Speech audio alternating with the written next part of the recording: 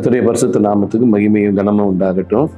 இந்த நாளிலே மேய்ப்பனி சத்தம் என்ற ஊழியத்தின் மூலமாய் உங்களை சந்திப்பதிலே கர்த்தருக்குள் மகிழ்ச்சி அடைகிறேன். ஆண்டு கிருபையினாலே கர்த்தர் தொடர்ந்து இந்த ஊழியத்தை நீங்கள் பாருங்கள், உற்சாகப்படுத்துங்கள்.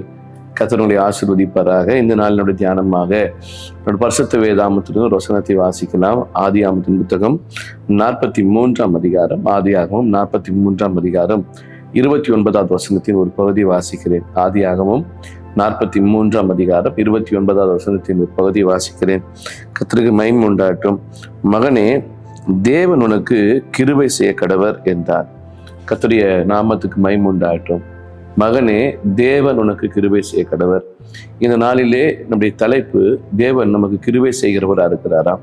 இந்த வார்த்தையை யோசேப்பு தன் கடைசி தம்பியாகிய பென்யமீனை பார்த்து சொல்லுகிற வார்த்தை தான், மகனே, தேவனுக்கு கிருபை செய்ய கடவர் என்று சொல்லுகிறார். கர்த்தருடைய பரிசுத்த நாமத்துக்கு மகிமையும் கனமும் உண்டாகட்டும். இந்த காலை தியானத்தை பார்க்கிற சகோதரனே, சகோதரியே, ஒருவேளை உங்களுடைய குடும்பத்துல பிறந்த கடைசி நபராய் நீங்கள் காணப்படலாம்.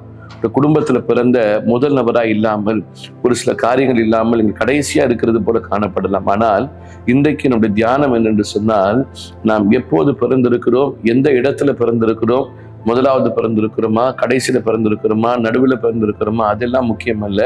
ஆனா இங்கு ஆண்டோடைய வசனம் சொல்லப்பட்டிருக்கிறது, தேவனுடைய கிருபை உனக்கு செய்ய கடவுள் என்று சொல்லப்பட்டிருக்கிறது. ஒருவேளை முதல் பிறந்த ரூபனுக்கு தேவனுடைய கிருபை இல்லாமல் போகலாம். ஒருவேளை ஆனால் அங்கே ஆண்டோடைய வசனம் சொல்லப்பட்டிருக்கிறது, கடைசி மகனாகிய பென்யமீனுக்கு தேவனுடைய கிருபை செய்ய கடவராம். இன்றைக்கு இந்த தியானத்தை பார்க்கிற தேவ பிள்ளையே, இன்றைக்கு ஆண்டவர் உங்களை பார்த்து சொல்லுகிறார், ஒருவேளை நீங்கள் கடைசியா எண்ணப்பட்ட ஒரு நபராக இருந்தாலும் ஆண்டோடைய கிருபை உங்கள் மீது, என் மீது இருக்குமானால், அதுதான் இந்த உலகத்துல காணப்படுகிற எல்லாவற்றை விட விலையேற பெற்ற ஆசீர்வாதமாக, விலையேற பெற்ற நன்மையாக இருக்கிறது. ஆகவே இந்த தியானத்தை கேட்கிற சகோதரனே, சகோதரியே, இன்னைக்கு இந்த காலை தியானத்திலே தேவன் உங்களோடு கூட இடைப்படுவாராக. தேவன் உனக்கு கிருபை செய்ய கடவர்.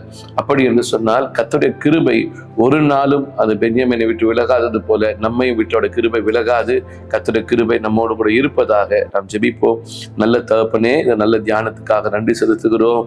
தேவன் உனக்கு கிருபை செய்ய கடவர் என்று சொல்லப்பட்டது போல இந்த நாளிலே யார் யாரெல்லாம் அந்த தியானத்தை பார்க்கிறார்களோ, ஒருவேளை தன் குடும்பத்தில் நான் கடைசி, ஒருவேளை தன் வேலை ஸ்தலத்தில் கடைசி, எல்லாராலும் நான் கடைசியாய் காணப்படுகிறேன் என்று சொல்லுகிற எண்ணம் அடிக்கடி உள்ளத்துல வரும் என்று சொன்னால், அப்படிப்பட்டவர்களுக்கு இந்த காலை தியானத்திலே ஒரு வார்த்தையின் மூலமா நீ பேசி தைரியப்படுத்தின கிருபைக்காக ஸ்தோத்திரம். ஆசீர்வதிப்பீராக. இயேசுவின் நாமத்தில் ஜெபிக்கிறோம் எங்கள் ஜீவனுள்ள நல்ல பிதாவே, ஆமென்.